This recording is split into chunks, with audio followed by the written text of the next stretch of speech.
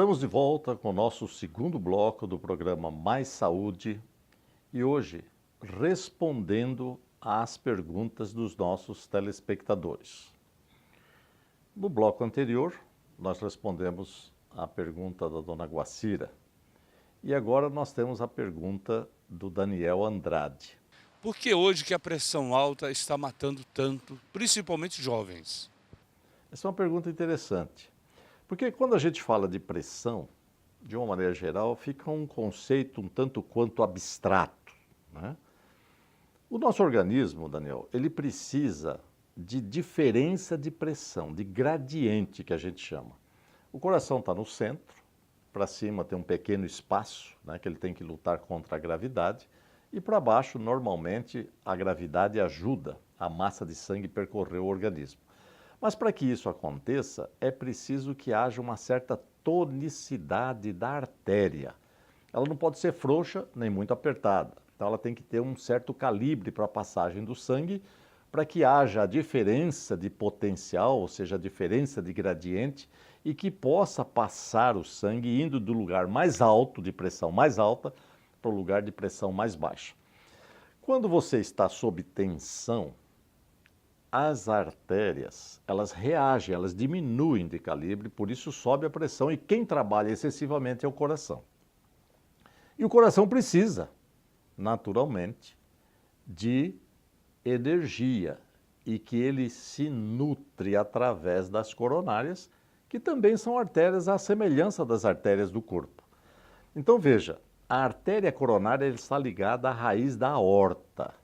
A aorta é o grande vaso que distribui o sangue pelo resto do organismo, por todo o organismo. Dele saem as artérias que vão para o cérebro, para o rim, para o intestino, né, para os membros, né? E o que acontece aí? Essas artérias, diante da situação de tensão e estresse, nós temos a vasoconstrição, ou seja, diminui. Quando você diminui a passagem, você tem que aumentar a velocidade do sangue. E esse aumento de velocidade faz uma lesão na parede da artéria. E você se lembra da resposta da dona Guacira, que nós falamos que as pessoas começam a comer mais quando elas estão ameaçadas. Isso significa aumento de gordura no sangue e aumento também de glicose, ou seja, o açúcar do sangue. Fazendo isso, essa lesão pelo aumento de velocidade e pela constrição arterial faz uma escarificação da parede da artéria. Vamos tentar ser mais prático. Imagina um asfalto. Campo Grande hoje tem uma série de problemas do ponto de vista de buracos no asfalto. É bem verdade que aí tem um pouquinho de má qualidade do asfalto. Mas vamos imaginar que esse asfalto seja bom e que foi feito para uma determinada tonelagem de veículos que por ali passam, caminhões. Se você coloca um peso maior nesse caminhão ou nesse veículo, ele vai começar a escarificar esse asfalto fazendo buraco. E você veja que logo, logo já tem buracos. Na artéria é a mesma coisa. Se você aumenta a pressão na parede, você escarifica, você lesa, você descama e precisa ser reparado. Só que o asfalto tem que vir alguém, uma companhia de fora para reparar. No organismo já existe o reparador natural, que é o que vai cicatrizar. E essa cicatriz, é interessante dizer, que ela é feita através da gordura do nosso organismo. Nós somos gordura. Então, essa reparação através de células, a gordura é colocada e aí começa a formar aquilo que nós chamamos de placas de gordura, que nada mais são do que a aterosclerose. E a aterosclerose vai diminuindo mais o calibre da artéria, vai dificultando a passagem do sangue, dificultando a passagem da vida.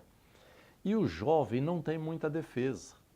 Então, diante de situações, pela vivacidade, pelo vigor físico que ainda é marcante nessas pessoas de pouca idade, existe às vezes rotura, fazendo os aneurismas, dilatação da parede e rompimento do cérebro, infarto, entupimento das coronárias e às vezes, que não é raro, a insuficiência renal, porque o glomérulo, que é o que filtra o sangue no rim para formar a urina, que também é de capilar, de arteríolas, ele também não aguenta e começa a cicatrizar e diminui. E aí a pressão sobe mais por retenção de líquido.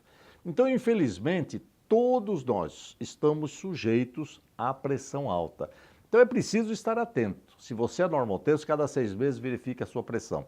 Se você já é hipertenso, obedeça a orientação do seu médico, continue observando aquilo que é preciso observar, faça o exercício orientado, não vá fazer exercício de qualquer forma, diminua a ingesta de alimentos, principalmente sal, reduz sal, bebida alcoólica, para que você não seja surpreendido, porque ela não dá sintoma, eu disse isso anteriormente e volto a insistir, ela é chamada assassino silencioso e, portanto, é importante que você esteja sempre atento para não ser surpreendido por um evento cardiovascular, ou seja, um derrame, cegueira, infarto do miocárdio, morte súbita pode acontecer, em quem infelizmente nunca teve absolutamente nada e a primeira manifestação é uma parada cardíaca, insuficiência renal, problemas de claudicação intermitente, ou seja, alterações nas artérias dos membros inferiores, que dói quando você caminha. Isso em pessoas mais velhas, mas os jovens podem ter isso.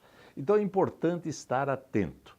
Não fique tranquilo, porque de uma maneira geral, as pessoas acabam tendo problemas sem esperarem. Às vezes, numa situação de viagem, numa situação de casamento, alegria, a pressão sobe, escarifica, entope a artéria e o indivíduo acaba tendo um infarto agudo do miocárdio, que é o grande ceifador das vidas na sua fase mais produtiva. Eu agradeço a sua pergunta, Daniel Andrade. E foi muito interessante porque realmente nos dá a condição de explicarmos muitas coisas. Nós vamos para um breve intervalo, não saia daí e voltamos com o nosso terceiro e último bloco.